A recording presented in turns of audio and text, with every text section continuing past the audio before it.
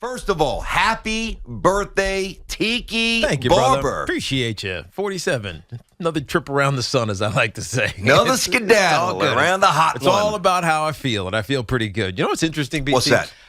So for as long as podcast, as we always do. As long as here we go. For at again, least 15 to the next 30 appreciate minutes. you. Depends on Okay. Hit the button, Jumping Eddie. down to 3, 2, never know. and 1. There's Now, a button over Jerry, there, what's- Eddie. Starting to take this a little personally now. Hit the It's button. 3 times in a month. Eddie, thank you, Eddie, Come on. for hitting that button. Yeah. Anyways, my point was lost, but I'll try to pick it back up. You know what's interesting, BT? Say yes. Oh, what's that, Tiki? Yes. So for as long as we've been together doing shows, you've always been jazzed about opening day. That's right. And you know, think this is an act? No, I love no, it. it's not an act. You grew up in Brooklyn. You're a Yankees fan. Like, I get it. You skip school. You may just stuck your head against a light bulb I trying did. to get out of class. Feign illness. Exactly. And I didn't grow up like that. I didn't grow up anticipating opening day. Just because my opening day was, am I going to be home to watch the Braves? Probably not, because that's the only thing I can see. Now batting, third baseman Bob Horner. That's exactly right. For the first time, and I think it's only because I'm now local at WFAN. That's right. Doing this show. Feel it. I actually am kind of interested and excited about opening day, because I think it comes down to just when you talk about something so much, you look forward to the expectation or to the getting answers to what we discussed. So I do this with football every year. For most of my life, I've done this with football. Well, what's this team going to look like? What's our team going to look like? What are the Cowboys going to look like? What are the Buccaneers going to look like? And so once opening, and I don't even call it opening day, but when the first game of the NFL season kicks off, you're like jazzed for it. At least I've been jazzed for it. I'm actually surprised at how excited I am for opening day. Oh, I can see the smile. It's genuine. And listen, it's go time. We're in the Bronx tomorrow. We can't wait. Mets tonight. Great job pushing that game back by 3 hours. I can't wait. I know. Listen, I know that it's not DeGrom. I know that it's not Scherzer. It doesn't matter. It's opening day. And to your point, all the offseason analysis, the energy, and let's face it, both sides of the spectrum, the energy's been all over the map, both positively, negatively. Days they intertwine. We're confused. We're euphoric. We're pissed off. We're galvanized. I mean, really, it's been and we haven't even seen a pitch yet. Yeah, that's right. It's been an amazing roller coaster from the offseason for the Mets before the lockout. Cohen's getting some outfielders. Cohen's doing his thing. Boom. You get Scherzer. Bang. Then the emotions of the lockout. The trepidation, the angst. Here we go again. Baseball's going to screw us again. And then we're like, all right, well, listen, the Yankees have had, a couple of months to sit on things and plot out their offseason. They're coming out swinging. They didn't. But once we got past that, you look around, you're like, oh, okay, shortstop's better. The human albatross, that unmotivated, slow-ass Gary Sanchez. I don't know how else to describe him. I'm so happy he's gone. Tell me how you really feel. I did. BT. Gary Sanchez is deleted, thankfully. You bring in some reinforcements. All of a sudden, it's like, all right, now the Yankee fan's been not a little more than slightly, not fully, slightly convinced that they have a real chance this year. Whereas the Met fan, we know the Mets still have a chance, but that positivity went thud in the form of that scapula injury to DeGrom. So I want to get into this here. I think this is a great way to start the season, right? And by the way, Tiger Woods. Tiger's on the tee. Tiger Woods, y'all. Teeing off at, Tiger who? 11:04. Tiger who?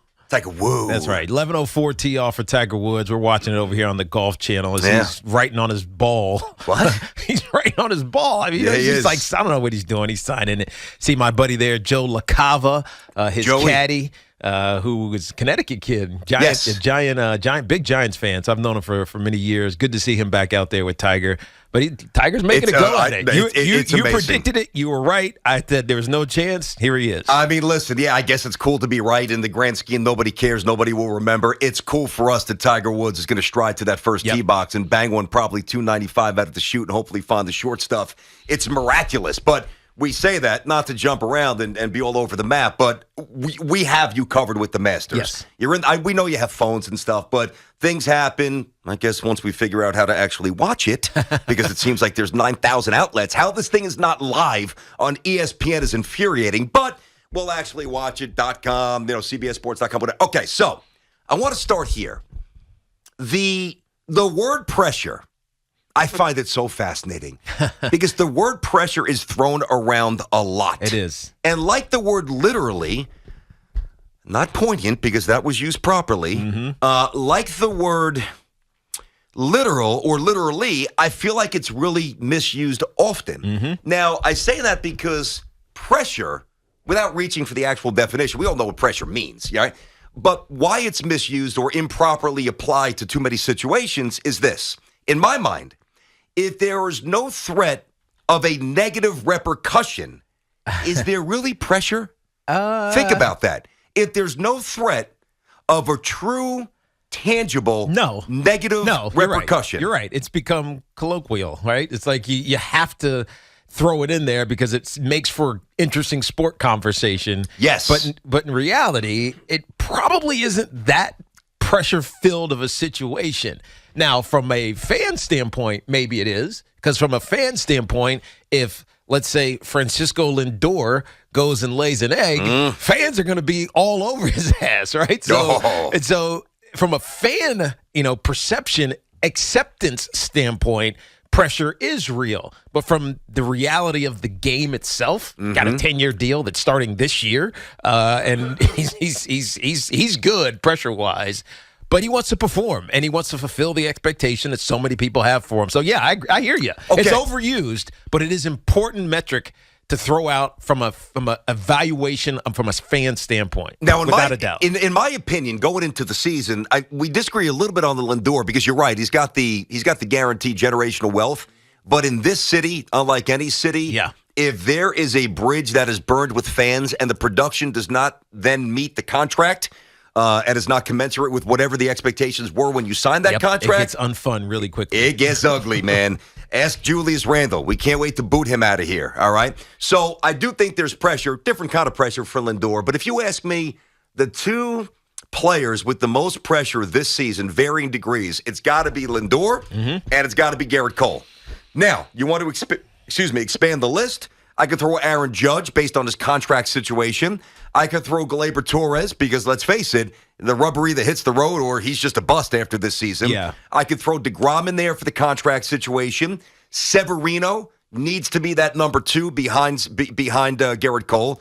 I could throw Cashman certainly in there, and I could even throw Buck in there. And I guess by extension, Aaron Boone. So there is no shortage of players and people associated with the Yankees and the Mets who are staring down the barrel coming into the season. Yeah. It really is. There is a lot of them, and some of them are, actual pressure situations. Like if you don't get the job done, your job is going to be in jeopardy. The Cashman, at least in theory, even we don't really know if he's actually on the hot seat, but Cashman in theory, Aaron Judge for his long-term tenure here in New York, as we've been talking about for the last couple of weeks with his contract situation. But when it comes down to the fan, there's a lot more, I think, on the fan side, the fan pressure side than the actual pressure regarding your job. And so, you could pick any one of those. I think, honestly, BT, Max Scherzer has some pressure.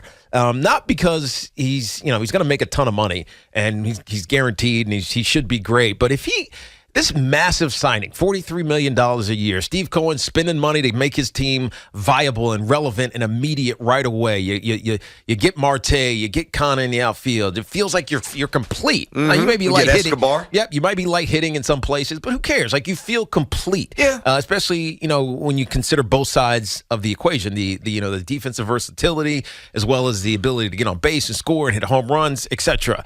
But Max Scherzer comes in with all of this hype and expectation, and if he goes and just for whatever reason is not Max Scherzer that we've seen for the last few years, I think fans will start saying, man, what a waste of money. Like, oh, God, come on, Max Scherzer. Now, I don't think that's going to happen, but I think the pressure on him to perform is high, especially in New York, different than other places he's been in his career. I could not disagree with you more. Go ahead. Now, if you channel it and you strip it down to the bare bones parts and you say, if Max Scherzer doesn't perform well, then the Mets can't win big, that I would co-sign. And there's pressure there, obviously. Yeah.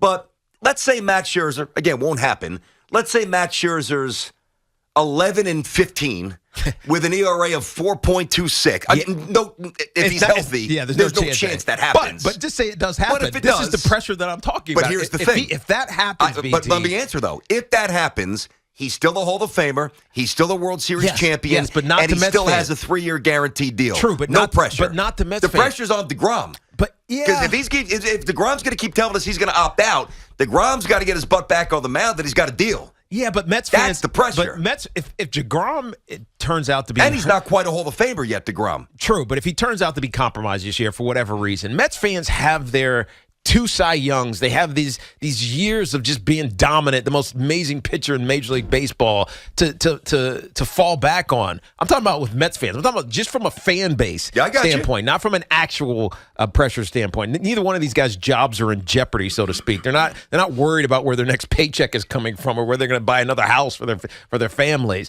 But from a fan standpoint, if Max Scherzer has that season that you were just alluding to, 4.6 ERA, close to 5, and he's 11-15, and he just doesn't live up to all of the hype that's been there around him his entire career, Mets fans are going to say, hey, why do we need Max Scherzer? Okay. Why do we spend that much money on Max Scherzer? But you know what, Teak? This has happened already. This happened with Tom Glavine. This happened with Pedro.